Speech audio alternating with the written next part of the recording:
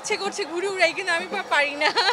জীবনে প্রথমবার ঘুড়ি উড়াচ্ছি। ঢাকার যে আসল ঐতিহ্য সেটাকে আমরা তুলে ধরতে চাচ্ছি। ঘুড়ি ওড়াতে ওড়াতে সব টাকা খাই ফেলতো। ঘুড়ি উৎসবটা যেন আমরা প্রতি বছর সেলিব্রেট করতে পারি। আলহামদুলিল্লাহ, খুব ভালো লাগছে।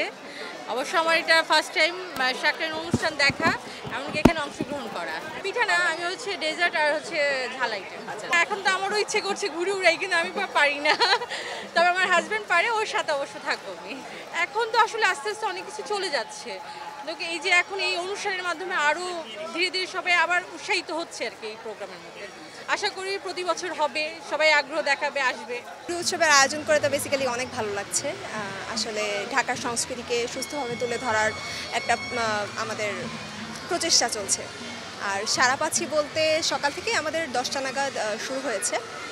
মোটামুটি এখন সারা পাচ্ছি।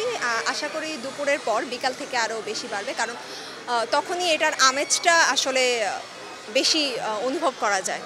আমাদের মেসেজ হচ্ছে ঢাকার যে আসল সংস্কৃতি, ঢাকার যে আসল ঐতিহ্য সেটাকে আমরা তুলে ধরতে চাচ্ছি। জীবনে প্রথমবার ঘুড়ি উড়াচ্ছি, সো কিনলাম, এটা এখন উড়াবো না। আমরা ঘুড়ি প্রথমে একটা উড়ানোর ট্রাই করেছি, বাট ঘুড়িটা ছিঁড়ে গেছে, আবার কিনতে আসছি, কিনে নিয়ে যাবো এখন। আমাদের বাঙালি কালচারটাকে শাকরাইন অনেকটা সমৃদ্ধ করে, কারণ আমি জানি হচ্ছে গিয়ে পুরান ঢাকায় উড়াই এটা, সো আজকে উড়াচ্ছি আমরা এই আর কি। বাঙালির সংস্কৃতিকে ধারণ করেই আমাদের এই জিনিসগুলো নিয়ে কাজ করা। আর আমরা তো কাজ করছি, সাথে মানুষকে জানাচ্ছি। মানুষ অবশ্যই এটা দেখে মানে আরও বেশি উৎসাহ পাবে, দেশীয় উপাদান নিয়ে কাজ করবে আর কি ভবিষ্যতে, এটা আমরা আশা করি। অনেক ভালো লাগছে। আমরা সারাদিন আসলে ইউনিভার্সিটিতে ক্লাস করে এরকম একটা আয়োজন, বছরের একটা দিন ঘুড়ি উৎসব, তো সব মিলে অনেক ভালো লাগছে। ডিফারেন্ট একটা মানে আয়োজন, সো আমরা অনেক এনজয় করছি। ঘুড়ি উড়ানো তেমন হয় না আসলে, ঢাকা শহর যদি বলা যায় সেভাবে ঘুড়ি উড়ানোর মতো কোনো জায়গা আমরা পাই না। তারপরেও বাসার ছাদে একটু ট্রাই করা হয় ঘুড়ি উড়ানোর, সেইটুকু একটু মনে পড়ছে আর কি। তো সেটা আমরা আজকে এখানে সেটার ফিল পাচ্ছি।